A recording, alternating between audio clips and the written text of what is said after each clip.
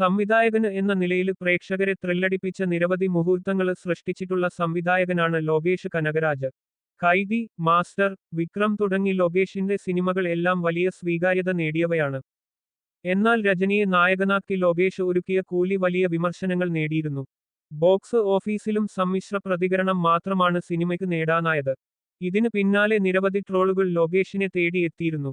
എന്നാൽ ഇപ്പോഴിതാ ഒരു വർഷത്തിനിപ്പുറം അതേ ആഗസ്റ്റിൽ തനിക്ക് നേരെ ഉയർന്ന വിമർശനങ്ങൾക്ക് മറുപടി നൽകുകയാണ് ലോകേഷ് കനകരാജ്. എന്നാൽ ഇത്തവണ സംവിധായകനായി അല്ല നായകനായി ആണ് ലോകേഷ് കളത്തിലിറങ്ങിയിരിക്കുന്നത്. ലോകേഷിനെ നായകനാക്കി അരുൺ മാതേശ്വരൻ സംവിധാനം ചെയ്ത ഡിസിക്ക് ഗംഭീര പ്രതികരണമാണ് ലഭിക്കുന്നത്. നായകനായി ലോകേഷ് കസറി എന്നാണ് അഭിപ്രായങ്ങൾ.